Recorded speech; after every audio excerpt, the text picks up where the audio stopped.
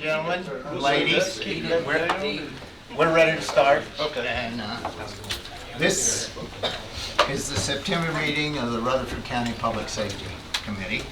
And I'd like to welcome everyone here this evening. And we'll start with the minutes from the last meeting, and I'll entertain a motion for approval or changes. Mr. Chairman, I have read over those minutes. In the very first group of minutes that were sent out, there was a misspelled word, but that word has been corrected. It was the spelling of a name, so that has been corrected. So what I've seen here, everything is exact as we should have it. So I move for its passage. Second. Thank you, sir. Thanks to the second. And any questions? All in favor signify by saying aye. Aye. All opposed? Motion carries.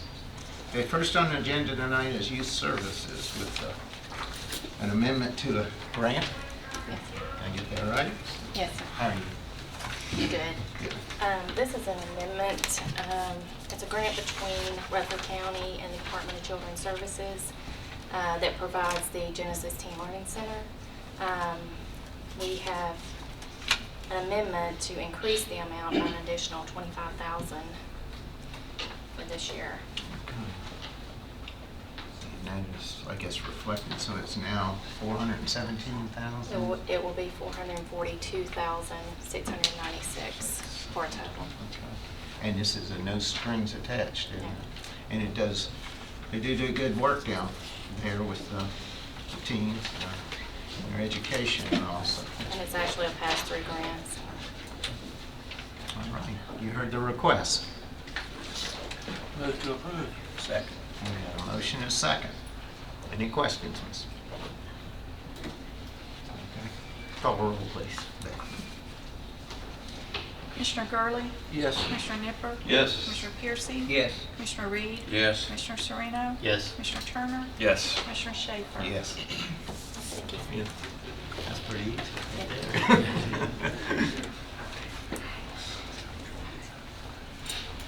Okay, next we have fire and rescue.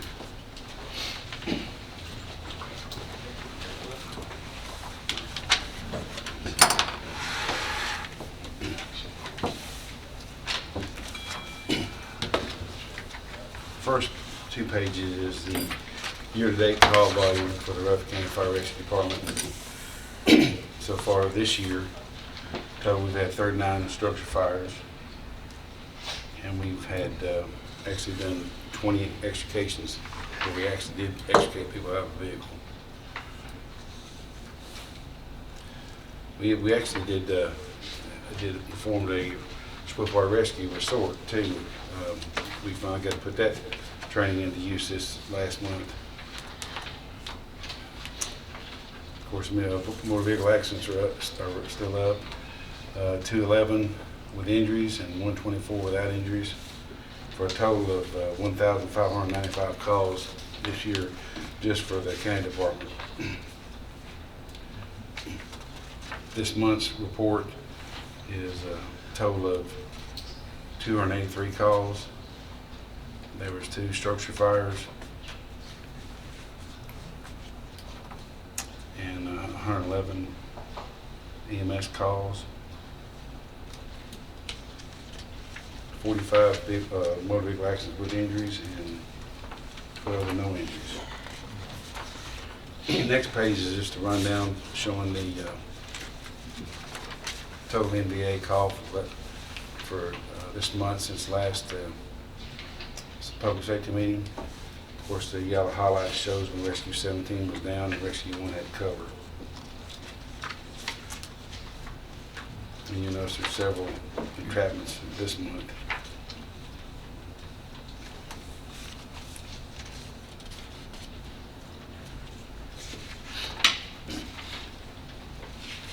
$67 total NBA calls. The average response time was 9.8 minutes.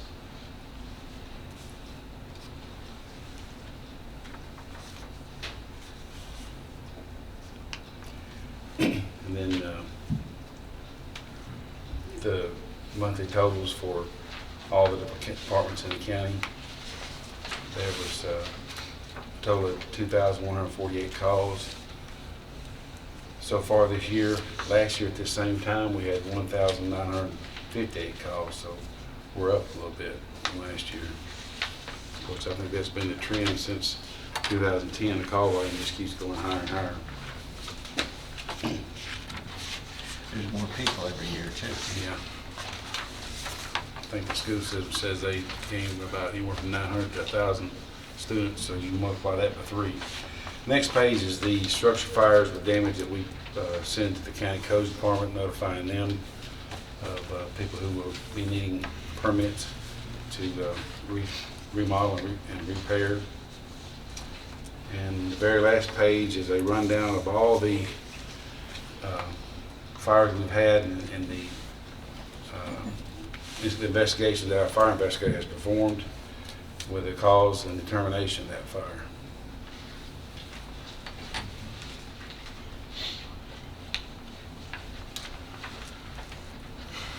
And on that, I see there's only one that's, you still have listed as arson, but you haven't charged anybody yet. Or 2, I see. Well, that was I think that was actually a kind of a family dispute. Okay. You closed, or you changed some, or closed them, or whatever, because didn't we have more arson on earlier? From last month? I believe. Well, this right here is just a rundown from the first year, so some of that, as the investigation went on, might have changed. Okay. Any further questions for Chief Farley? Yeah, Chief, I got one here. As far as the stations that are manned full-time, that would be Barfield and Walker Hill. Yes, sir. Is there a breakdown on how many calls Walker Hill has had? Not per station. I could provide that, but as you'll see, we've run over EMS calls at 555. That's increased a lot out there, and we've also proud to say that our guys help EMS deliver 2 babies in Leanna now. Yeah. So that's up. So I mean, we have a great working relationship with EMS, and work good with them. I'd just like to see, since we put that station active full-time, that how well it's doing Okay. out there. Yeah, I can provide that for you next month. Okay, thank you. And that station for fire is now fully staffed? Yeah, of course, the Barfield station was funded through a grant through personnel for 2 years, and it's fully manned. And Station 5, what we call it, out Walt Hill, is fully manned. You know, y'all appropriated the money. We had 4 full-time people for a year, and then we applied for the Saver grant. We didn't get that, but then y'all funded 8 more this year, so we have 2 full-time stations out there. And of course, there's a lot more medical calls and vehicle calls, wrecks and such as that, especially on 840 around South Springs Road, Jefferson Pike. And it's cut the response time for a rescue down very significantly, from probably about 18 minutes to about 5 minutes, 3 minutes, and sometimes. So it's greatly improved out there. You know, 840 from basically the Smyrna exit out, I travel that quite frequently, and I've been going the other way. Now that it's open the whole way around, you see a lot more traffic out there. I also, from where I live, get to go through Nashville too, and I can tell you that's why people are using 840. Yeah. And it's gonna happen. Because of Walk Hill Dam, that's being stationed out there, we've got a swiftwater trailer at that station, so if something happens, you know, we're right there on top of it. Chief Farley, are we getting close to some problems for open burning due to the dryness that we're having right now? I know October 15th is usually the permit beginning time when you have to have a permit to burn with, but I noticed with the lack of rain, and we're not showing really any rain possibilities to at least, I know all the way out to the 10th of next month as far as any new rain coming in. Are we seeing some problems with this? We had not like you think, we had a brush fire Sunday, but that was a hay butter caught on fire, and which caused the grass on fire. I was almost to the point that I was ready to contact the mayor and make that suggestion, but I think last weekend we got a little bit of rain, and I think kind of helped the situation. But I mean, as far as having a lot of grass fires or brush fires, it hadn't been that significant here lately. Okay. But rest assured, if it gets that point, I will meet with the mayor and we'll make that decision to stop all of them burning. I thought before that rain we were almost at that point because it was very dry. It still is in places. Yeah. Because I found a spot Saturday where it is. But I was there watching it. Yeah. And Well, if you're not manning it, you can get in trouble right quick right now. And there probably are some places in the county where that probably needs to be done. But one good thing about having the fire code adopted, it gives us the authority to do that now, so. I know it was yesterday, Williamson County on 65, about a stretch of well less than a mile over 4 Shut brush down. fire. Yeah. in Right the on the interstate. Yeah. So, Because of the smoke, you have to shut the interstate down because people can't see. further questions for the chief? Well, Make a motion to approve this report. Gonna be a motion, we have a second. Second. We have a second. Any further questions? All in favor signify by saying aye. Aye. Good night, sir. One more question. The AFG Assistant to Firefighters Grant opens up on October the 11th, and I would like to request permission from this committee for us to write a grant. We're in a position where all the volunteer fire departments, their air packs are getting out of date and aged, and we're going to have to try to hopefully replace those. We'll write the grant for approximately right under $400,000. It's a 10% match to the county. Of course, all that funding will come through the county and through finance and be that if we are able to get that. But they're in desperate need of us replacing those. And each pack is about anywhere from $5,500 to $6,000 a piece. That's a pack and 2 bottles. So it's very expensive. And if we can write a grant and replace that, it would greatly help our volunteers out. And this is just for the fire department, It's for the trucks. It's for the trucks and for the firefighters. What it is, that's the air they wear when they go on a structure fire. We're going to do it for all the volunteers, and then also we're going to include Station 5 in that because it's new to upgrade their packs. You heard the request? Do we have a motion? So moved. Second. Got a motion and a second to approve applying for the grant. And it'll come back here. If we accept it, I'll come back here and run it through the committees to make sure y'all will accept it. So all in favor signify by saying aye. Aye. All opposed? Thanks, sir. Larry. All right. Too bad about that. Let's do it. Juvenile detention. How are you doing? All right, thank you. Good evening. Good evening. You have in front of you my usual reports, our activity report, our STD report, our programming report, and then just what we call our rap sheet. Probably the most interesting thing on all of them is that our positivity rate for August, specifically chlamydia, is 17.77% for this month. That's pretty high. But beyond that, I would be happy to answer any questions that you have.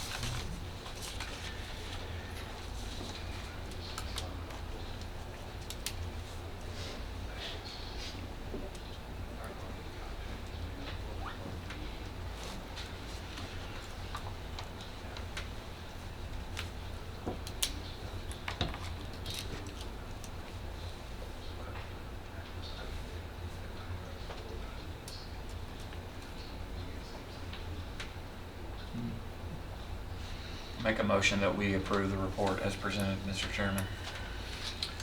I'll second that. We have a motion and a second. Any further questions? All in favor signify by saying aye. Aye. one thing on your rap sheet. Is there anything that strikes you as different? I Our- see just the domestic assaults on here. And- That's usually, we have quite a bit of domestic assaults that come through. Really, the only thing that stands out to me on this report is that the sheriff's department numbers are down a little bit, and Laverne and Murfreesboro are up. But we generally see a decrease with summer and schools getting back in session. So although it is noticeable, it's not really unusual. Thank you much. Thank you. Thank you.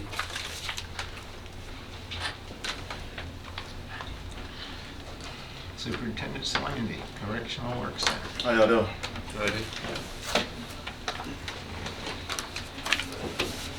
We have is minutes from the last board meeting back September 21st. Should have been the 12th. 12th, yeah. September 12th. Any questions about anything in that? It's just your usual board meeting. We talked about some of the damage to Sally Port, and we finally have a vendor that's going to repair it, so we're working on a purchase order to get that started.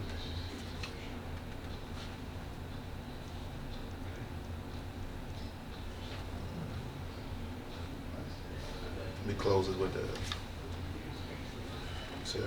keep Sheriff Jones in your prayers. He lost his wife a couple weeks ago, and if you didn't know, Sheriff Jones also had a heart attack. Last week he had surgery last Thursday, so I heard he's doing better. Next on there was the state letter pickup.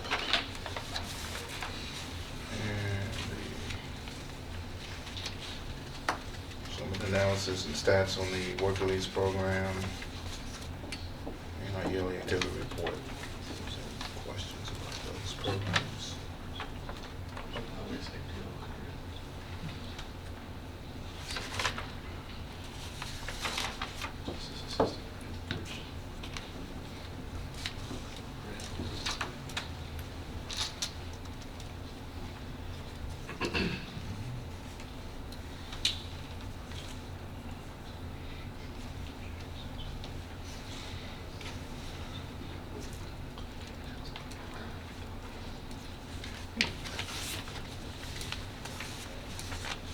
Any questions of the superintendent?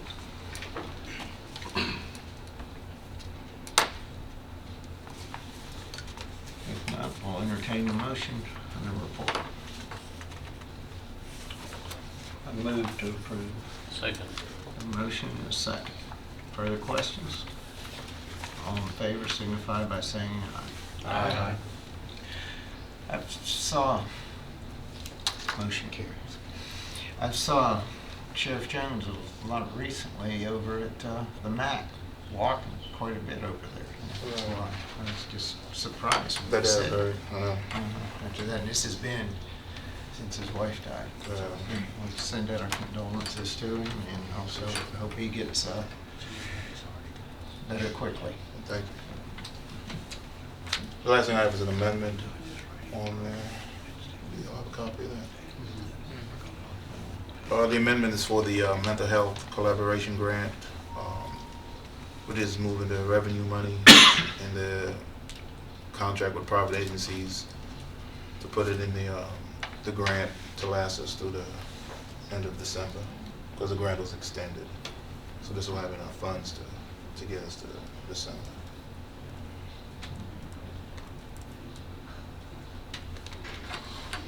I will move to approve the grant.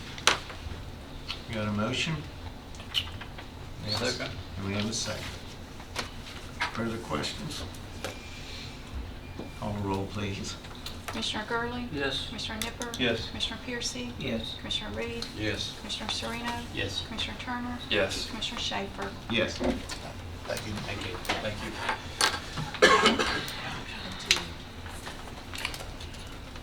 We have our DUI and recovery courts. Veterans Court. Mental health court, Man, probation, everything. It's an all-in-one. see, One-stop shop. You brought your bodyguard up. I did, so you have to be gentle. How are y'all tonight? Good, Thank you. Good. Where do you want to start? So we'll start with the recovery court report. First thing is customary is our statistics for drug court, DUI, and veterans. As you'll see in the statistics, everything is about the same as it was last month that we reported. So in drug court, we have about 34, as of August, we had 34 participants in the program. DUI, we had the same number, 34 as well. Veterans, we had 12. But I can say in veterans, as of this month, we will have an influx of 4 or 5, so that will be 17 to 18 by next month. So we are increasing steadily in veterans. Drug court DUI, we will try to max out at 50 in each, and I think we'll hit that by year end, just based on the number of applications that are coming in. Primarily the biggest thing is, besides alcohol, is the opiates. Those remain our two biggest substances of abuse in our program. Big one all over the country. It is. Hopefully we're cracking down and making some other efforts with the doctor shopping and holding doctors more accountable as far as their overprescribing and what they are prescribing. Hopefully that will deter a number of individuals from becoming an addict. How do they do that, Mr. King? So if a non, medical doctor goes to a MD and says, you don't need to be giving them that much, and the doctor comes back and says, well, here's my justification. How does that back and forth go? Do you know about when you're talking about doctor shopping and finding out if there's particular patterns there with certain doctors? Who's on that team that determines that doctor seems to be doing a little bit too much with his prescription writing that is, I guess, an expert, that wouldn't be somebody like me who has no medical background saying he didn't need to be doing all that? How do they justify?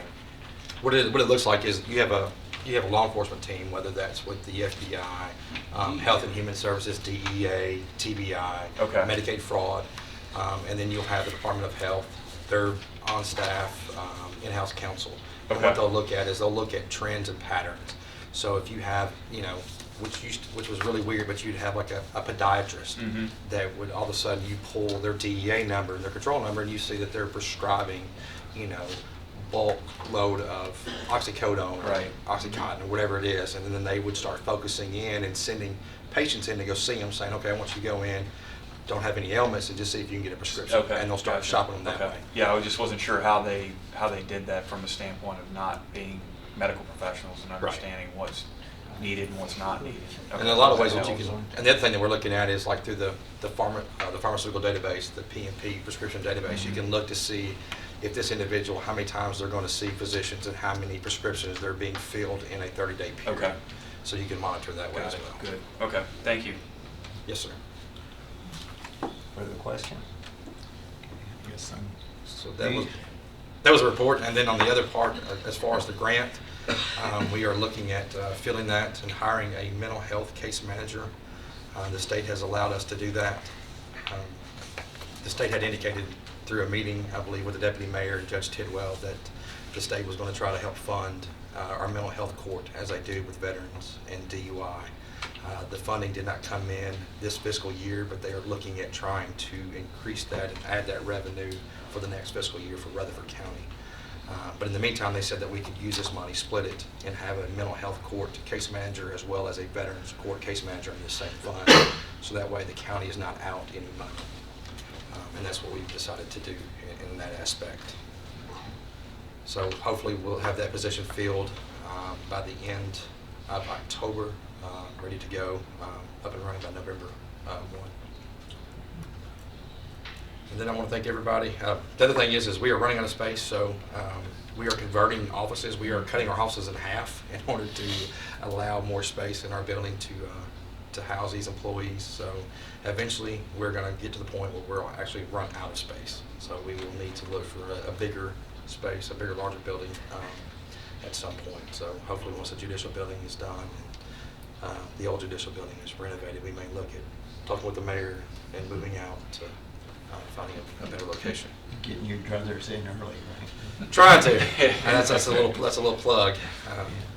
But Hopefully it will be. Yeah, hopefully it'll work out. yes, and then I want to thank Commissioner Sereno for coming by today, and I'm sorry the rest of you could not make it, but we had our first RC3, our Rutherford County Community of Cares meeting Sounds good. down at Probation.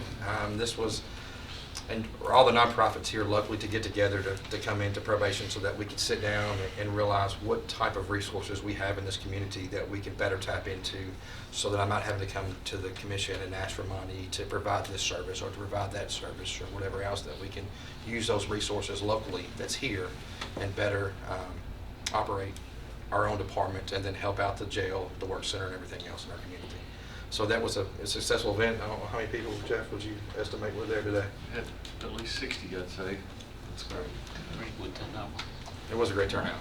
I think, well, we have a great community, and I think we have a lot of folks here that really care about what we have going on. And, it was a proud day. Okay, so why don't we take a motion on these reports before we get to probation. Okay, so we'll take a motion on what we've discussed so far. I make a motion to approve the reports. Got a motion, we need a second. Second. A second. Any further questions? All in favor signify by saying aye. Aye. All opposed? Okay, probation report. Okay, on probation, our numbers actually did go up this month. I don't know which page you're looking at, but if we can start with that's probably the easiest. The other two pages are really kind of the supporting documents that back this report up. So I know I have July 16th expenditures. That was an actual error, oversight on my, so I apologize. It should be August of 2016 expenditures. But the total expenditures for probation for the month of August was $109,619. The year-to-date expenditures is $183,003.71. Our total collection for the month of August of 2016 at probation, just related to the fees for probation, was $78,039. The total collection for the month of August, including all court costs, fines, fees, class fees, drug screens, everything else, was $260,781.20. So the difference just between the revenue and the expenditures for probation was negative $31,580. But the totality of everything coming in combined was a gain of $151,162.20. Also, we placed 79 cases onto a payment plan in the month of August, which results in $162,788.49 going on to a payment plan. Hopefully next month, I'm trying to work with the clerk of getting an actual report showing how much money is being collected and coming in off these payment plans, so that we have an idea what that amount is, and then how many actual cases are not paying or in a default status. So I want to give you all those numbers as well. So if there's something we need to do from a collection standpoint, or can't really say from Melissa, but that would help guide her into collecting that money, I think that would be a well thought out process. The $151,000, that is money that's projected you're supposed to get, right? No, so this is the 151 is the difference. If you take off all the court costs, fines, fees, probation fees, everything collected, and you subtract out the cost to run the department, that's the excess revenue that's coming back into the general fund. That you have collected, you have in hand. We have in hand, and we have sitting in the Department of Finance's accounts. So that is in the general fund. And then the reports, as you'll see, and I can run but when you look at this report here, the revenue report, this is the money that's actually coming over from the clerk's office that's just related to probation. But if you wanted me to get you one that shows all of those funds coming over, I can print that for you. So you can see that going into the general fund. Yes, sir. And the way that I get these other numbers, the total revenue breakdown is the clerks, both general sessions as well as circuits, send me a monthly breakdown list as far as a weekly, how much money they've collected, even on some are daily. And then it breaks it down for every, whether it's class fees, drug screens, scram, electronic monitoring, probation fees, retirement fees, what am I missing? Court cost fines and diversion fees. So all of those are broken down into a report, and we have those monthly. Okay, thank you. But I'll get you those reports. Okay. The encumbrances, Yes, sir. okay. Are they actually, have they been paid, or are they just, you received the bills for them? These are actually, the encumbrances are actually the purchase orders that I've taken out. So as you'll see, the 171,530, that's our largest one. That's a contract to the private agent. This is for our SCRAM. So this is how much money in 12 months we believe we're going to end up having to cover for the electronic monitoring at probation. The data processing services of 31, that covers the remainder of our probation software, as well as GSA, our access to our criminal court clerks system. The other 85,000, the rentals for the 102, that is for the property. That's how much money we still owe the rent for the year. The other contracted services, that is our security guard for 62,000. That was initially budgeted for. That we have 53,600 left. That's for our on-site security, and the others for office supplies as well as drug screens. Okay. And that's just drug screens for the probation? Correct. Correct, okay. So that's what a lot of those is you'll see there for. But it's nothing outside of just actual things that we have to have, that we know that we're going to have to spend money on.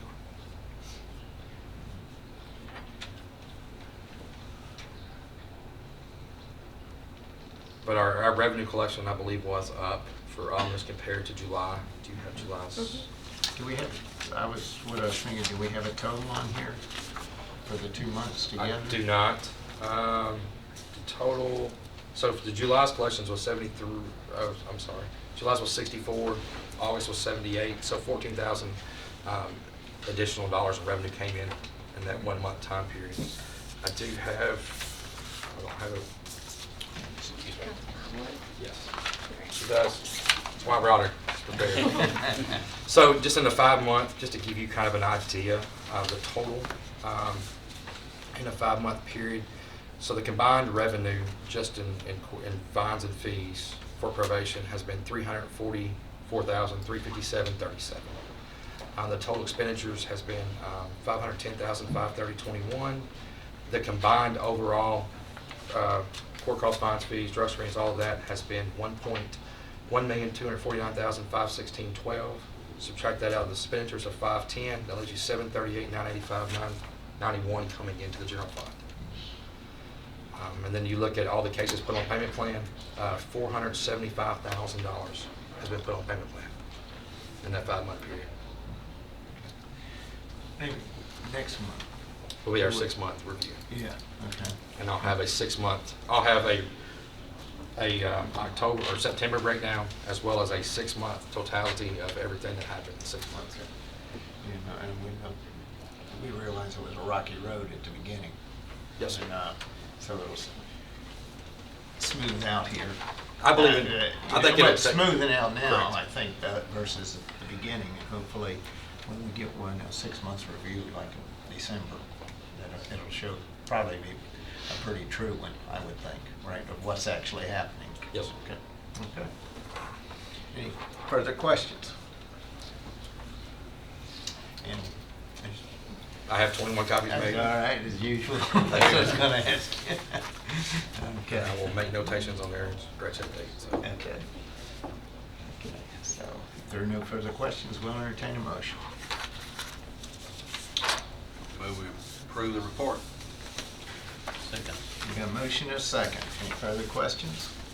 All in favor signify by saying aye. Aye. All opposed? Thank you very much. Thank you. Is there anything different y'all want next month, outside the 6 months? This 6 months will be enough to digest it next month. Okay. Okay. Thank y'all very much. Thank you. There it is. Mr. Good, the OSHA report.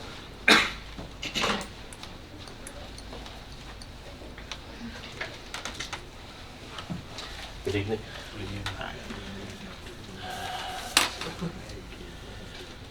I'd like to report in the month of April that we had a total of 28 injuries requiring medical attention. August? Or I'm sorry, August, not April, I'm sorry. That brings the total year-to-date to 129, being from the 1st of January to present. OSHA recordables are 72 for year-to-date. 34 of those are restricted days, 20 were lost time days, and 18 all others. As you look at the next page of your report, you'll see where we compare this year to the 2 previous years. 2014 we're at 146, last year 123, and this year 128. So we're a little bit, a couple more injuries, a few more injuries this year, but quite a bit considerably less than we were this time 2 years ago.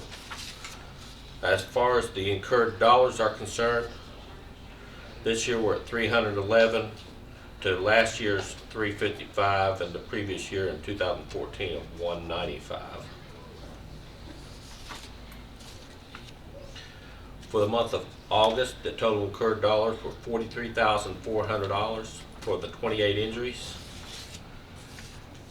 The Board of Education had a total of 19 injuries, and the total incurred there was $27,450. The County General had 8, which totaled $15,300. And the Highway Department had one, $650. And then the last page of your report, sir, if you look at that, you'll see that the 8 for the County General were consisted of the Sheriff Department, Ambulance, Solid Waste, and Paul's.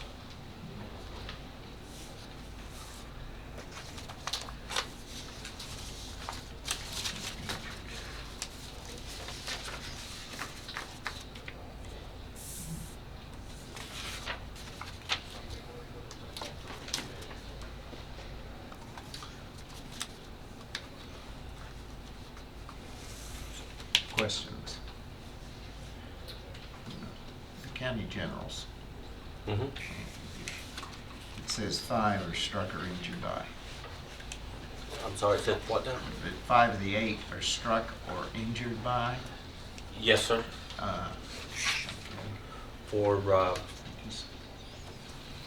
For example, the 4 of those were within the Sheriff Department, be law enforcement, public after that. Also with animal controls by struck or injured by the dog bites or something like that. You'll usually find the strains and all in the ambulance department where they're lifting.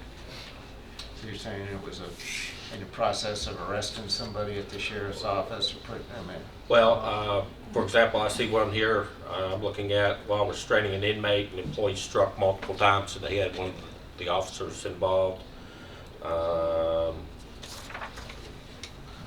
While escorting an inmate out of their cell, when the inmate did scratches on the employee's hands and face, so they were struck by the inmate.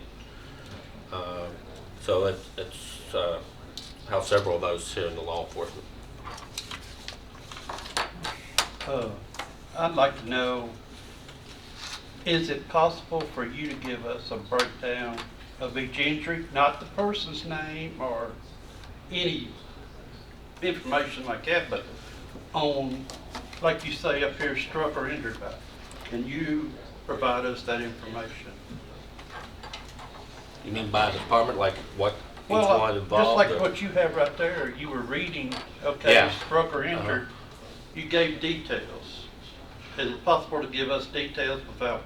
I'll have to check with my department head. Some of that can be addressed, Right. but the only concern is that if you get into too much detail, then somebody with knowledge of that would be able to determine who we're talking about. Oh, okay. For example, if I was to say we had one injury in the highway department and that one injury resulted in this much and it happened this way, then anybody knew that the highway had one injury could tell who that was immediately. But I'll check with my department head on that. Okay, thanks. And if something like that, you could just put on a sheet and explain it that way and hand it out on the ones that could be. Okay. If I will that's a- research Well, that. I mean, it just, Yeah. gives us an idea if there's a way for us to improve. Mm-hmm. And then I know you looked at that, but, Yes, sir. you know, it never hurts to have more than one head looking at it. Understood, sir. Further questions? That's good. Now we'll entertain a motion. I'll move to approve his report. Got a motion, we need a second. Second. Any further questions?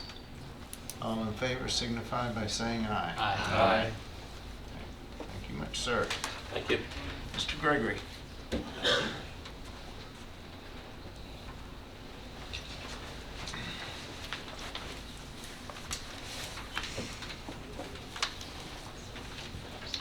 We'll start with.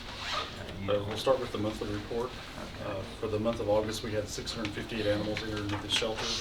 298 animals were adopted, 186 were euthanized, and 140 were reclaimed by their original owner. Gave us an overall adoption reclaim percentage of 65.2% and an overall euthanasia percentage of 27.7%. As you can see on the euthanasia percentage, we still struggle with our cats. We had 85 animals that were reclaimed through our surgery programs, 122 animals that remained in the shelter at the end of August. Over 2,300 people visited the shelter in August, and I look back, that's the highest that I have on record for August. And we had 1,979 logged calls and voicemails for the month. Our officers received 1,578 calls. They completed out 1,609, and they traveled 10,428 calls. I just got, and I've noticed it pretty much every month. Question, why? Any idea why the city of Laverne has more calls coming in and it seems like every month a few percent today, this one happened to be about 6, more than Smyrna. And It's always seems to be a little bit higher. I did notice this month, I mean, we're looking at almost 6% right there. Yeah, which it could be the type of calls that we're receiving, that we're having to run multiple sequences of the same call, so that would jack that number up a little bit. But I'm not seeing any per se rhyme or reason. If you go back to the front page though, and you look at our animal intakes, 12.5% from Laverne and 12% for Smyrna. So we're running more calls in Laverne, but we're not actually picking up more animals. But I haven't seen a particular reason why that's been increased. Year to date, we've had 1,266 animals enter into the shelter. Adoption reclaim percentage of 62.6% and euthanasia percentage of 29%. We've had over 3,500 calls received and completed a few more than that, and we've traveled 21,735 miles. On the rabies exposure and bite report, for the month of August, we had 24 bites reported. We tested one of those animals, it came back as negative. We had 10 other exposures reported. We tested 3 of those, and all 3 of those came back as either positive or unsatisfactory. All of those 3 down at the bottom, 2 were skunks, 1 was a raccoon. They were all involved with fights with dogs. The raccoon came back as the unsatisfactory. They were unable to test.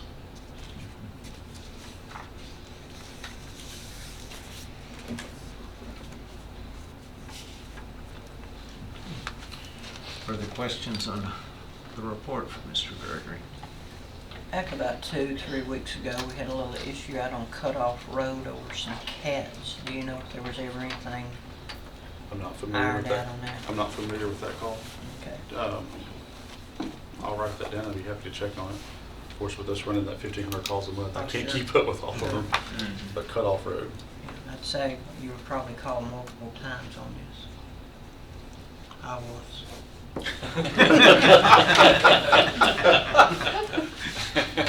My folks may have been, but I'll be happy to look it up Okay.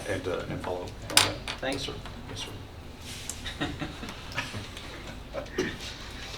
Yes, sir. Cats are a big issue. Served me. That's the reason we ran. Okay. Any further questions? If not, we'll entertain a motion. Motion to approve the reports as presented. Second. All in favor, signify by saying aye. Aye. You have a budget I amendment. do. When we received the grant from PetSmart, it was to purchase the cargo van and crates transport crates. We've got the van in, so we know what kind of money is left. There was also a couple of $100 that were left in our vehicle line item. We've already issued the purchase order for our chassis for this year. So I'm asking to transfer the remaining funds out of vehicles, which is $2,890, over into other supplies and materials to purchase those transport crates. You heard the request. I move to approve it. I'll second. Your motion is second. Any further questions?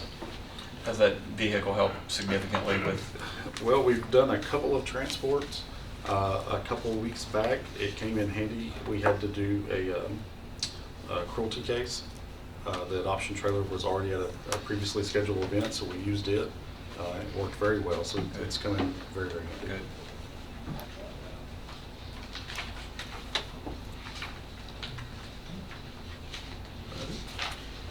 All right, we get a motion and a second on this. Okay. Go ahead and call the roll, please. Commissioner Gurley? Yes. Commissioner Nipper? Yes. Commissioner Piercy? Yes. Commissioner Reed? Yes. Commissioner Sereno? Yes. Commissioner Turner? Yes. Commissioner Schaefer? Yes. Thank you, sir. Thank you. Everybody in your family healthy? They are now, yes. I was the last one. It'll happen a lot more as those kids get a little bit older. Yes, it will. So that's not the preacher. 812-8788. 812.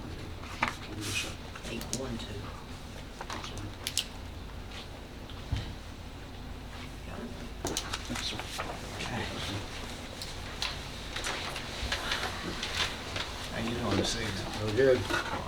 I can introduce these two fellows to you. This is Steve Hart. Steve is one of our station managers. He also is in charge of our education division and chairman of the building committee. Since I anticipated you're going to ask me questions about the building. This is Brian Gaither. Brian is a station manager. He also is an expert on those stretchers that you continue to ask him about. And I think he has a request for you tonight. You ready? Ready. We made 2,965 calls, almost 3,000 calls this month. Average response time is 8.1 minutes. We had 40 DOAs, and the number of autopsies was 14. We billed $1,634,956, collected $611,068.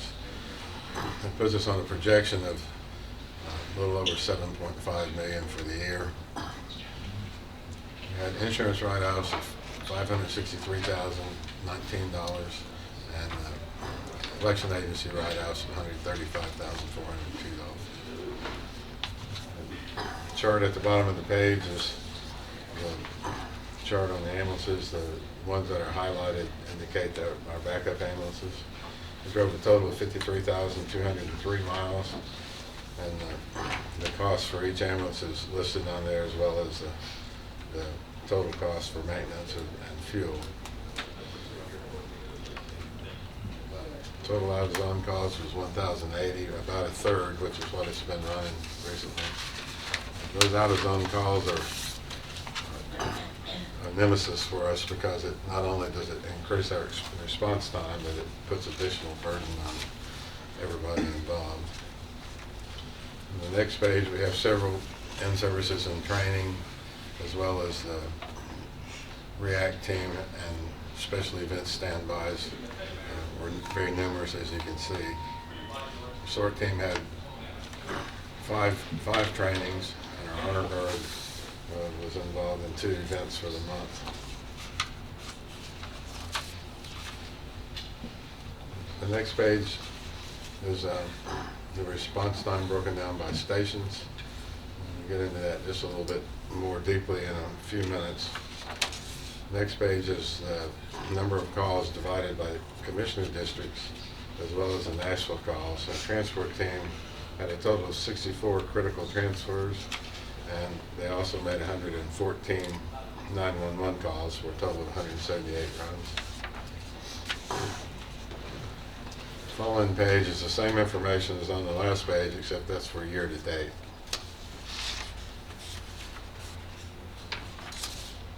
this matrix is the one that I wanted to kind of bring something to your attention because we had a unique situation this month. I don't know yet if it's going to be a trend, but Burton Street typically is the ambulance that is most busy, but as you can see, our Burton Street station made 333 calls, but the Salem Road station also made 333 calls this month. The MTSU station had 226 calls, but I think the thing that is most interesting to me is that the Blackman station was almost at the same level as MTSU. Smyrna Central actually exceeded MTSU station this month, and Siegel was pretty close to within 2 calls, but the Manchester Road actually exceeded all of them except for the Salem Road and Burton Street with 276 calls. So it seems that not only are our busy ambulances getting busier, but our other ambulances are getting busier as well. There's an obvious question here. How is it, right, how come Manchester had more Zone 4 calls than MTSU? Because they were out on calls when those calls happened. Manchester is backing up the zone in MTSU primarily. That means that MTSU sometimes was on an out-of-zone call when Manchester. The perfect storm, which happens 2 or 3 times every day, Steve might want to address this too because he's the station manager at MTSU, but anytime that you have, typically our 3 busiest stations are MTSU, Burton Street, and Salem Road, and they're all each other's backups, but all it takes is for one of those to get out of zone or be gone, and then they start shuffling, playing ambulance turnover basically, and before long it's Manchester Road's turn. Domino effect, so to speak. Okay. Yes, sir. How is Burton Street? Have we started building yet? They have a big drill over there today that I think they're starting the geothermal, or drilling for the geothermal unit. So they've moved some dirt, put a lot of gravel in. So it is moving. It is moving. I think when we were at that meeting, they said that once they started breaking ground was when the time limit started, and they said they should be finished no later than May. So, which is about 5 months later than we were. Yeah. So once we get that should give us some relief, and we need to figure out how to get a couple of more stations online here within the next 24 months or so, and along with additional people to staff them if we're going to keep our response times where they've traditionally been in Rutherford County. Right? Correct statement? That, Hope the rest of my commissioners and any of those that are listening heard that.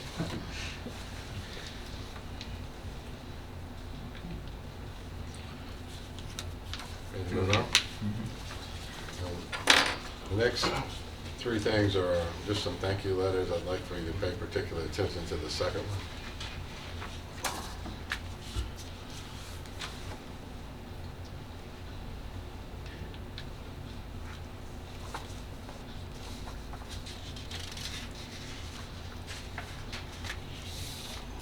So I turned over to it 1 second. there you go.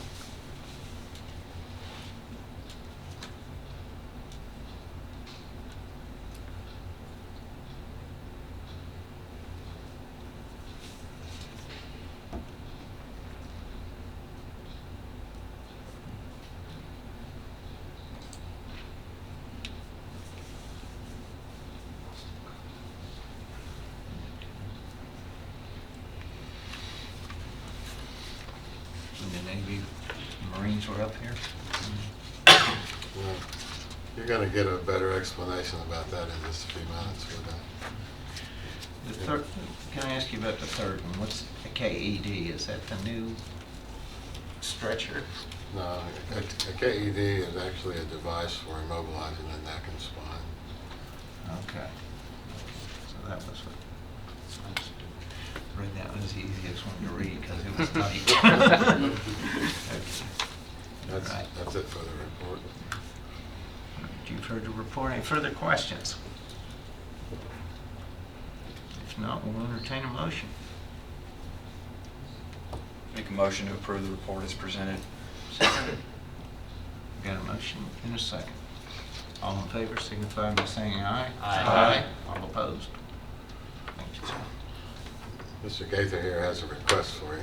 You can also answer any stretcher questions if you like. Chief Farley mentioned earlier that AFG grants are opening October the 11th, and I wanted to ask for permission to apply for one of those again for the stretchers. It's the same thing, 10%? I don't know exactly the particulars of it yet. You know, I think the first time it was 10, and last time it was 20. Okay. But we've tried the last 2 years and unsuccessful, but I'd like to try again.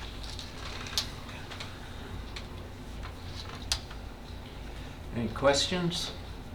If not, you've heard the request. We'll take a motion. I move we try again. Yeah. Second. Sometimes we succeed and sometimes we don't. As Michael Jordan said, all the shots he took and he missed more than he took, that got him, made him better. So, okay, we got a motion and a second. All in favor signify by saying aye. Aye. All opposed?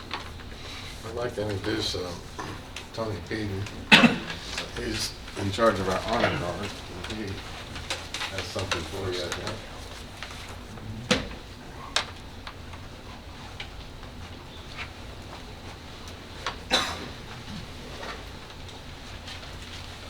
Good evening, my name is Tony Peden. I'm the captain of the Uniform Guard here at RCMS. This is Nicole Reed, station manager, paramedic.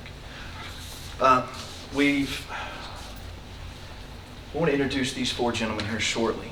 And we also want to present you with a token of appreciation from the Blue Angels. First, let me explain what led up to these events. On the morning of June 3rd, I arrived for my scheduled shift at our Salem Road station. I noticed the flag was at half-mast. Walked in, I talked to Elaine Lowe, the off-going supervisor, assistant director that day. Thanked her for the flag being down. I just inquired as to where Captain Kous's remains had been taken and when the Navy had showed up to stand guard. Military tradition typically dictates that anytime a service member's fallen, their remains are accompanied by someone of that service until they get home to their family. And which she informed me that nobody had arrived yet. The Navy was unable to process and get somebody there so far. Which she asked if there's anything the Honor Guard can do, knowing I'm captain of the Uniform Guard. I said, well, we had considered it, but I can't proceed with anything without administrator approval. That's when she promptly reminded me she was an administrator, and I had all the approval I needed for whatever we needed. At that time, I emailed all 9 members of the Uniform Guard. All I told them was there was a service member and I needed some volunteers to go stand guard. Within 10 minutes, I had heard from all 9 members. Some to tell me that they were already on their way to our Burton Street, where we keep all our equipment, the Uniform Guard. They were already there on the way to get their stuff. Some to tell me that they had other obligations that day, but they were doing their best to rearrange their schedule to where they could be there. Now, when they arrived, let's see where I'm at here.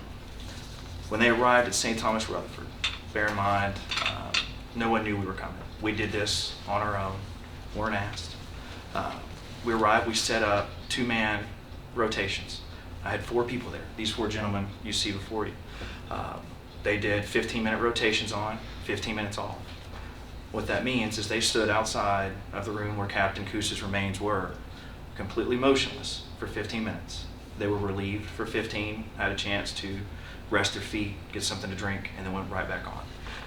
They did this until they were relieved by Marine Captain Mays, I believe her name was. She's also number 8 on the Blue Angels. She was astonished we were there, needless to say the least. And not one of these gentlemen ever asked once whether they get compensated, whether they're going to be paid. They asked no questions. All they knew is the service member was down, and like they do every day, that they were needed. Commanding it, or actually setting it up, coordinating with the hospital, coordinating the rotations, getting with everybody, as well as following any directions that I was calling him with, a request that day, was critical care paramedic Daryl White. We had critical care paramedic Patrick Miller, critical care paramedic Keith Coggins, and EMT advanced Roberto Perez. They stood guard for approximately 6 to 8 hours, 15 on, 15 off. So after we were relieved, like I said, by Marine Captain Mays, we extended our condolences, of course, if there's anything we need. Several weeks later, we received a package in the mail, addressed from the Blue Angels. Had no idea what was in it. And that's when you'll see what we have for y'all here today. And in that was some photographs and the letter that y'all received. And I know her handwriting was difficult to read, so if you will. It says, "Gentlemen, this package is long overdue. You hold a very special place in our team's hearts. What you did that sad morning is the epitome of what it means to be an American. We will never be able to thank you enough. I shared with the team and our families the experience I had, relieving you of your post, and it drew many to tears of pride, love, thankfulness, and peace. It was an amazing honor to relieve your post and will never be forgotten. Semper Fi, number 8, C.W. Mays."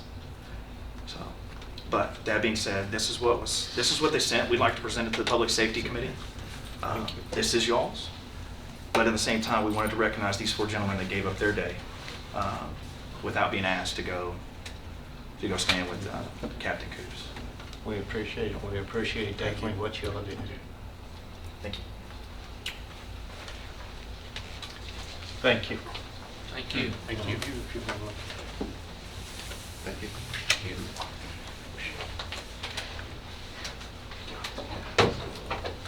Kind of hard to follow that. For the next 3 hours, I'd like to discuss our emergency. No, I'll talk about that in a minute.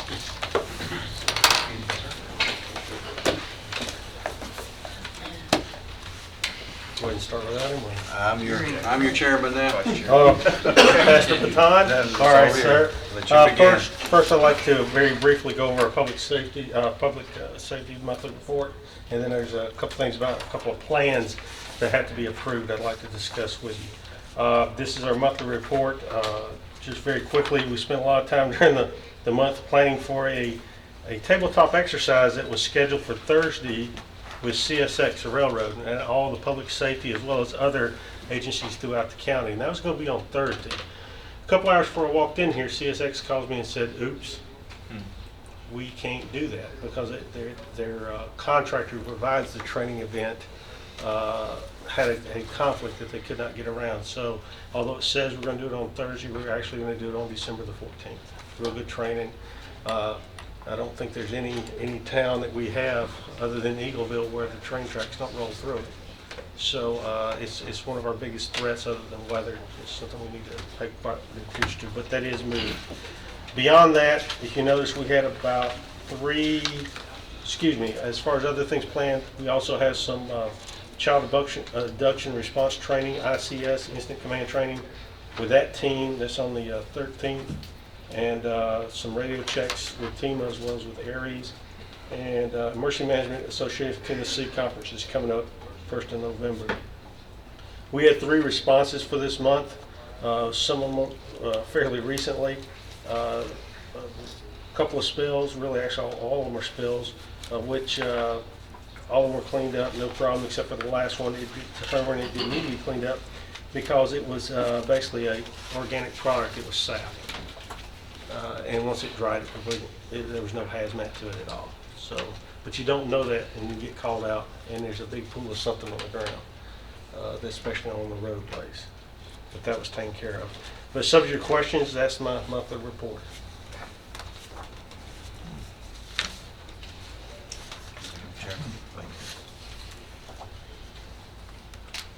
Further questions for Mr. Cass?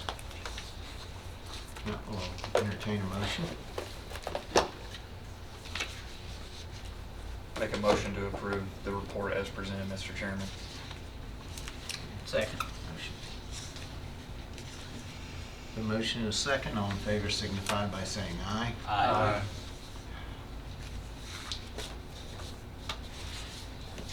And to answer, That's the yes, other question. to answer your next question, I am not going to read these binders to you. Every 5 years, I'm required as the EMA director to update and get approval by FEMA, by TEMA on our basic emergency operations plan, which is a plan that we go by if something happens, something large scale happens. Once it's approved by TEMA, it comes back down to me, and then I have to get all the jurisdictions to approve it. That's the county and each of our 4 municipalities. So that I knew about, and I think I kind of told you I was going to bring that to you this month. The other one, it was kind of a surprise. It's called our hazard mitigation plan. That's what happens. Part of our job is mitigation. We work with engineering and plans on this as well. It's the plan that we utilize, and that's required by FEMA and TEMA that for any mitigation projects. Usually that comes into play after an event. Well, let's say there are houses that are sitting in a flood-prone area, and we put in for the grants to get the money to move those out of there. This is a plan that covers those types of things. There is for having the plan, in case we have to use it, there's a 2% incentive that you get from FEMA on any type of grants and such as that. So it's good to have, just like the debris management plan, the same type of thing. They give you a little bit extra for having it. Once again, it's also approved every 5 years. Well, FEMA's had it, and they approved it in April, sent it down to TEMA, and I just got it back last week. So, so I didn't mean to bring both of these to y'all at one time. And no, I don't have copies for everyone. We have a plan for that, and because we have a great OIT. It's in your stuff, but this is a little bit easier to see. I like to pass it out. These are directions to go to them, and y'all can take each copy of those on the SharePoint and go there and review them. I don't expect y'all to vote this month. If you want to, you can. But it has to go, of course, you all need full commission. But I would like, if y'all would like to, you have the option if you want, since we have the time, is take a look at this between now and the next meeting and then vote the next meeting. Up to y'all. They're both large documents. I will tell you, on occasion, you will find something that large. There's going to be a misspelling. We found one today. The Army Corps of Engineers was spelled the Army Crops of Engineers. So, you know, sometimes things like that happen because spell check won't find it. But overall, the plan's good. The BOP, we were actually congratulated by Mr. Dave Perkey when he was the TEMA director. Now he is the Commissioner for Public Safety for the state. He said it was the best plan he'd seen, and he sent it out as an example to other counties. So that I'm very proud of that plan. Of course, the mitigation plan is a little bit smaller, but they both serve very important purposes for this. And like I said, once I leave y'all, I'm going to take this and go on the road to the other jurisdictions and start that process as well. So that's what I have. I'm not, if you want to vote on this, either one of these right now, fine. But if you don't, we can do it next month after you've been online and looked at them. How different is that from what we've had? The BOP, what we have in front page of it, if you look under the summary, there's a 2-page summary that shows you what the changes are from the previous plan. So, and then we believe we have the same thing in the mitigation plan. Yeah, I don't expect you to go through there and then, yeah, that kind of gives you an idea of what changes were made.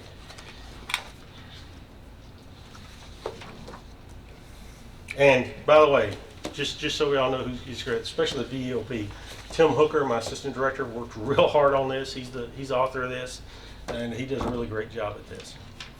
And obviously, these were approved the last time. Yes, Without yes, it's any one of those things that comes up every 5 years. questions or- No, we usually, on the mitigation plan, there are a couple of small things that FEMA wanted us to bring more to the forefront. But TEMA usually doesn't have big problems with our plan. We did go back a couple of times with FEMA, which is why it was delayed. You know, it's, you know, tomato type questions. And so at some point you just say, yeah, whatever. It doesn't really change the plan. Right.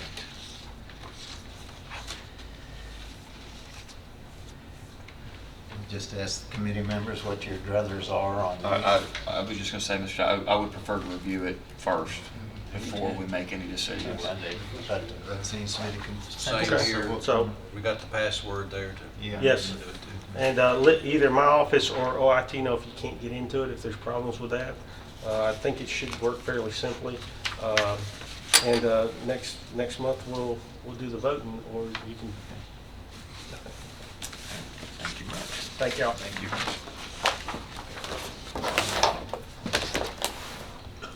Mr. Chairman, Yes. I would like to see this,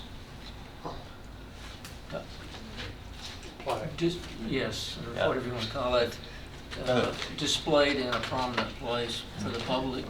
If that requires a motion or something, but I was going to it's something that should be shared with everyone who has the opportunity to look at it, and so here at the courthouse or some appropriate place. Well, this room is basically the commission's room. It's where we have all our meetings, and we always have a flag right here. And we have other things in here from the past. And I was thinking, I was going to bring it up later, I but think we that's get to put it on a good the wall idea. back behind us, right near the flag. Right in the middle. Yeah, oh, in the middle, okay. Well, right behind you. All right. That work? That way? I think that's a good idea, Mr. Chairman. This group presented it to the Public Safety Committee, and I think in here would be a good place for everyone to see it. We need to recognize that group.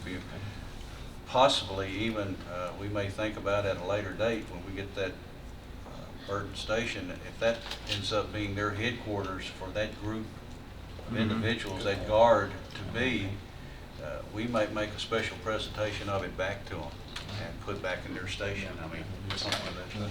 I think the mayor also received a copy of this. I'd like to see it mentioned at the next commissioner meeting. I was going to tell one of y'all in case under other business, that's what I was thinking. If I forget to get up, then somebody, make sure we do, because I think it's well worth it. So the whole thing is, it's a shame it happened. I know I was in for 7.5 years and I flew, so not the Navy, but in the fighter that was the big one back in those days, and I know what it's like when you lose somebody that was really close to you out there. I think the thing that needs to be remembered in all of this, just like this group right here and how they come forward, is how Rutherford County come forward in the whole deal and what was involved there. Our county government was very much involved in this. I know in particular there was power out in areas there. I know Chief Farley's group helped us there to get generators and things of that type. Everybody's involved, so everybody's to be commended for everything that's been involved in this situation. And this right here is just adds to a final to what's These 9 men lived up to the name of our state, the volunteer state. Every one of them volunteered.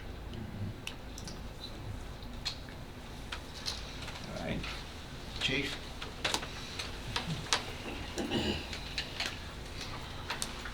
Good evening, ladies and gentlemen. Evening. Oh, okay. Good evening. Hi. I hope you have all the documentation that came over, I think, last Wednesday. The reports did come. No, I sent them this morning. No, the other, the statistical Oh, okay. reports that came over last week. Okay. If you have any Pass along questions, the day, right? any questions about any of those statistics, we can touch on those if we need to elaborate on any of that particular information. There's going to be an increase in some things like the SRO's activity, things like that, since school's back in session now, obviously. But everything else, there were some increases in the number of crimes reported, but also the number of cases solved, so you're going to see a little bit of a variant there. So. All we have tonight is some stuff that Rosie's going to do for some grants, and and they're all amendments there. grant-related amendments. Do you want me to start with the first page? Please. It's to recognize the revenue from the 2016-17 Tennessee Highway Safety Office Grant.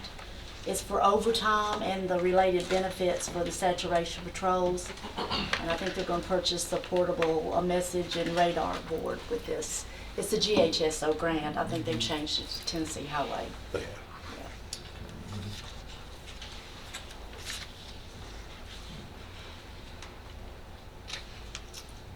I'm just wondering, okay, this is just breaking down where the money's going to, right? It is. I'm sorry. Yes, it is. It's coming from that. It's going into, 187 is the overtime that you see, and then the other are the related benefits underneath there, and then the law enforcement equipment. Are these all for the sheriff's? For the, Okay, we yes, can sir. take them all together. Okay. The second page that you would have is to recognize the revenue, and this is the 2017 Tennessee Highway Safety Office grant. This is for the teen driver safety grant, and it's for events and purchase of supplies and also the overtime and related benefits.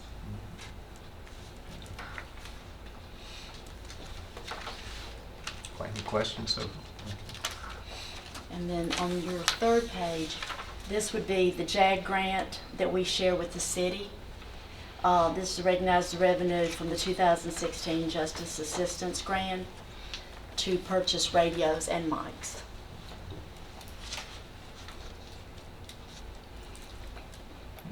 any questions? Are these the handheld or? They are, sir, yes.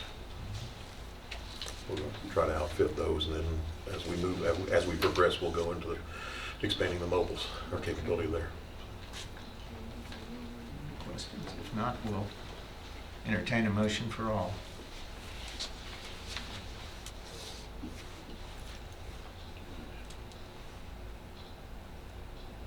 Make a motion to approve all three budget amendment requests as presented. Second. Give a motion second. Is there no signatures are needed? These are, you've gotten the money in? These, Okay. yeah, the They're- grant is coming in. They're reimbursed, the GHSO is reimbursable grants, Okay. and then the other is the one we share with the city. It's obligated. It's by them to us. Okay, call the rolls, please, Ms. Shelton. Commissioner Gurley? Yes. Commissioner Nipper? Yes. Commissioner Piercy? Yes. Commissioner Reed? Yes. Commissioner Sereno? Yes. Commissioner Turner? Yes. Commissioner Shaver? Yes. Okay. Anything further for Deputy Chief Lowry? Do you have anything else? We're good for the night. I got you something. I get calls. Yes, sir. I get calls on, let's put it this way, travel. Yes, sir. Okay. Mentioned I was going to ask the sheriff if he had been here, but I understand he just got back. So what I did, I anticipated this might happen. So I just got some questions here that I'd just like to be answered by the next meeting, next month. Okay. Just what, and it gives him a chance to explain why he did why some of the things he did have been done, okay? And I'll just read them off, it's just, you know, and I would like to know why the sheriff's going to New Jersey when the same class is being offered here in Nashville later on by, you know, I've got an idea, there might be some overlap or something with something else, but the same class is offered by the same people in Nashville. Also, the same thing with the class being offered in San Antonio is being offered in Memphis. Okay. Okay, that one. And it's the same situation with Major Cagle. And I would like to know from that why the same reason, but also why Major Cagle would be required to go to both up in New Jersey and San Antonio, why he couldn't take him here if he's not going to wherever else the sheriff is going, okay? It seems to us, from the county's perspective, much less expensive, Nashville than San Antonio, Texas, I think. And what I'd like is just the sheriff say, if he can't make it next month, if you're going to represent him, yeah, and you can share. And then there's another thing that he uses a travel agency on booking his flights and all. And I'd just like to know if the travel agency gets him the best rate possible on, you know, I don't know, all right? I just know Southwest, probably on the eastern half of the U.S., if you do it in advance, you get better rates. And I'm thinking back, and I know very well the one to D.C. earlier, but, you know, on that one. And also just to justify the rooms and the per diem, that some of these in Nashville versus New Jersey, et cetera, and same thing Memphis and that. Okay, and lastly, is the County of Rutherford charged for any cancellations of his, once the fees have been paid to these courses, et cetera, the airline fare, whatever, if it's canceled, do we get it back? And maybe, you're not going to just take it and... Yes, I can look into it. As far as the cancellations, usually there's a window that you have to stay within. If it's last minute, generally we don't get reimbursed, but if there's time in between, then generally they will reimburse you. Now, I can't speak for the travel agency whether or not what their policies are. I did my own too, so I'm hoping through that the Southwest, sheriff can. But I understand what you're saying. Well, I think... Booking insurance, I'm not sure if that's provided. That's something that I prefer to do myself, so I can't speak for his agency or his agent, I should say. As far as the schools, there was discussion earlier on a few months ago about getting all the upper command staff, captains and above, all through the FBI Leader Trilogy. Okay. That is something I did many years ago, and that was something that they want to do here with all their people. And I understand that. So I think part of it is sending some of the officers in different places and scattering them about. I know we had several in one of the classes here in Murfreesboro last week, so we're trying to we take advantage of it when we can here if it's a class we don't already have. So, but that's like, I don't know. But I'll find out more. Okay. I mean, without being able to completely give you all the information. Line patrol deputies, et cetera, getting the training, I assume that they're getting the training they need to? They're doing training. It's different things. Yes, we do a lot of internal training as far as in-services, but there are people because, excuse me, I apologize. The requests for training for the folks in patrol, for instance, come across my desk. They get requests from that.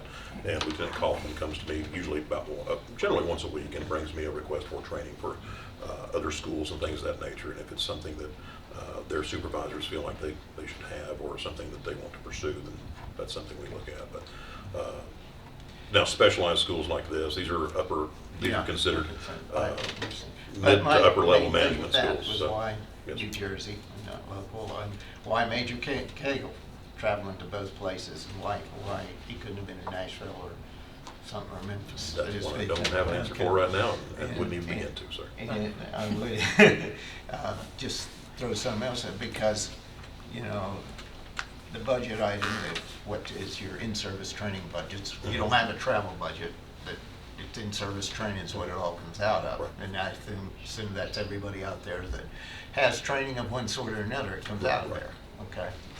Well, obviously, if you can give an update on how much has been spent with that. I'll see what I can find for you. Okay. I have a couple of questions Go ahead, on sir. operating procedure. If I read TCA right, in the case of a domestic violence situation, the preferred response to that is arrest, am I correct? On domestic violence? Yes. A report or an arrest if A there is report is required. yes, if there is evidence to give the officer that's responding or the officers that are responding cause to believe that an actual incident took place, then yes, a report has to be taken or other measures. So, And the supervisor must forward that report to the courts. correct. So all of those actions should be required or are required, whether they're incorporated in standard operating procedure or not, they're required by TCA. It's a state law, yes, sir. Also, if there's any evidence, according to TCA, the best I read it, the perpetrator of any domestic violence, if they have a weapon, that should be seized. If it's, and generally if it's indicated that there was a weapon going to be used in the crime, we generally don't seize weapons in a house if a domestic takes place and we find that there's weapons in the house. In most cases, we can. I'm not going to tell you we don't, that we can't, but we don't usually take that. Otherwise, our evidence room would be full of just stored weapons. But the fact is, the weapon in the house, if there is one that was not implicated as part of the incident that took place, is not necessarily subject to seizure. So if a deputy from the sheriff's department responds to a domestic violence call, then the normal procedure would be to, if there's evidence of a physical confrontation, would be to arrest that subject. Yes, that's for any officer, yes, sir. The normal process or operating procedure of the sheriff's department would be to file a report. Yes, sir. And the normal operating procedure would be for that supervisor to forward that report per TCA on to the courts. Correct. That is the normal procedure. Yes, sir. Yes, sir.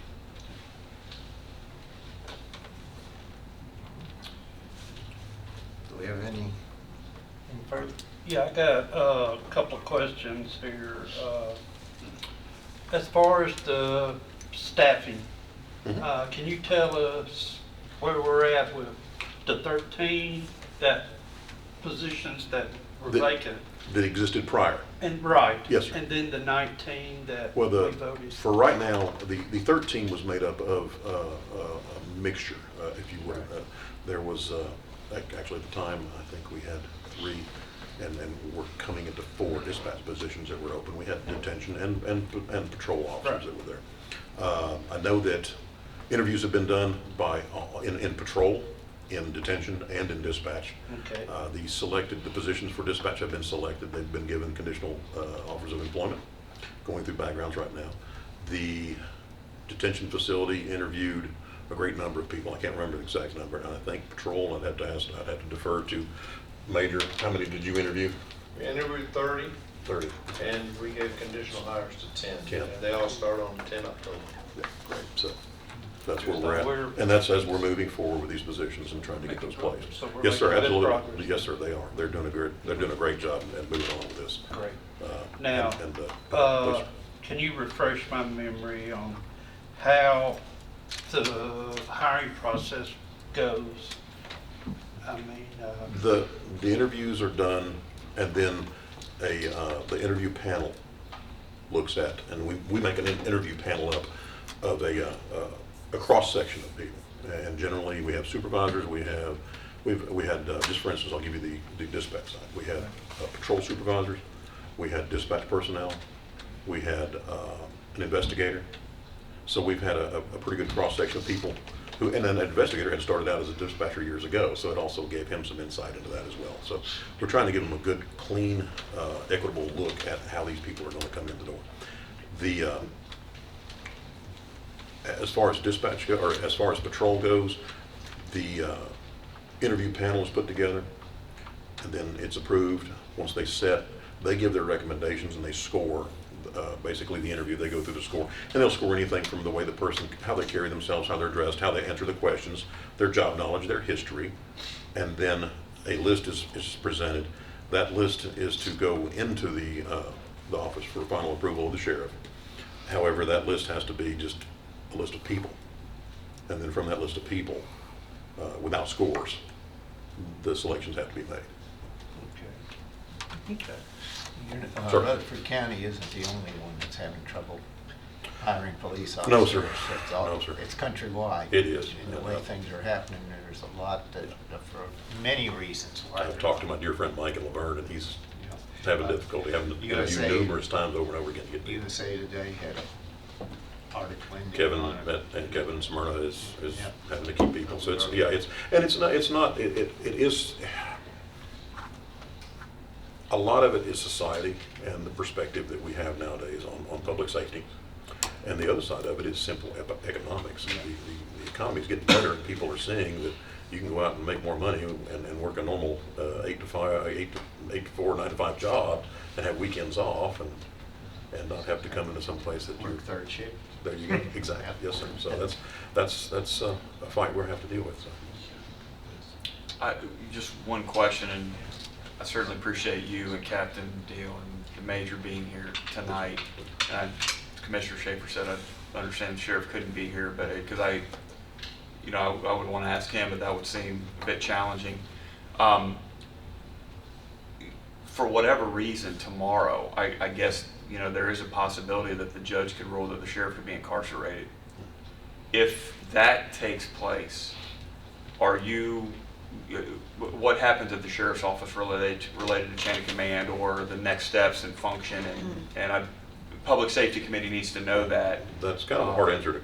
Right, and that's what I'm saying. I certainly don't want to put you on the spot, Keith, with it if nobody knows, but it's something It's that's no a different than possibility, I when, guess. right now, that situation would be no different than if he took a vacation. Okay. The second in charge steps up and takes over the That's agency. what I was looking for. That's essentially what Okay. happens, and you know, until that case progresses, if it should progress, then, you know, that's the way things will be. Yeah, it's one of those things you never thought we'd be having that conversation about it being a possibility, but understanding That it is, is. that I is wanna why make the sure we hierarchy is know. set up the way it is, Okay. that you have a second and third redundancy in place, that you have people, we split duties up, between myself and Chief Garrett, we split several duties up. And the situation being, if Chief Garrett's out, I'll step over and take care of his duties. If Sheriff Arnold is out, then Chief Garrett takes care of his duties, and it kind of backfills. I just, you know, want you guys to know we support, you know, we would try to do whatever we could as a committee to help. Yes. If And something happens and we like know, that, we there's a appreciate it. transition, Yeah, we that's- would want to be aware of it. And I was going to bring this up, Mr. Chairman, other business, you know, don't want to put the cart before the horse, but it's something I think we have to be proactive and try to do. If something like that does happen tomorrow, I think we ought to seriously think about a special session for the Public Safety Committee just to figure out what are next steps and the commission as a whole. But again, I certainly don't want to put you three gentlemen on the spot with hypotheticals, but we have to deal with hypotheticals on the Yeah, committee just in understood. case, so. And in order to preserve the integrity of things and to make sure that everybody understands, the agency doesn't change its function or operation. It doesn't change. It doesn't change a thing about how we respond to calls, how we investigate crime, and what we do, and anything that takes place there. Should something happen, if I leave tonight and something happens to me on the way home, and I'm incapacitated or killed or whatever the case might be, then somebody else has to step up and take that spot. Okay. So we have metrics in place to handle that, and that's what we do. It's the reason they call it We- a chain of command. Exactly, that's right. We adapt and we move on. So Now, let me ask you we're this. going to take care of our citizens and the public, we certainly. Would you be the next in line? No, sir. Chief Garrett is the Chief Garrett? Yes, sir. Okay. He is. It would not be the administrative chief? No, sir. No, Okay. that position does not have a public safety role. That does not have a law enforcement certification, and it's not a public safety role. Good. Thank you. Okay. No other business? We're adjourned. I did have one thing that, I told someone I was gonna bring this up, but a couple of folks had reached out to me asking if something like that does happen tomorrow, what is the background on sheriff serving if incarcerated? Is there decisions that need to be made around that from the commission? At the time. Or does the county attorney To my advise us on knowledge, that? At this moment, it would be just like the other situation. He has not been convicted of anything. Okay, so nothing, that's what. It would okay. just go with Chief Through- Garrett got it. there, and then Okay. Deputy Chief Lowry handling and flowing right Okay. there at that point. Okay. All right, well, it's a good evening. I just have one thing to let folks at the community know. We did have our open house this afternoon. Went on well, like I said, 60 people. Tomorrow we start our pre-trial risk assessment training. Be at 8:30 in here.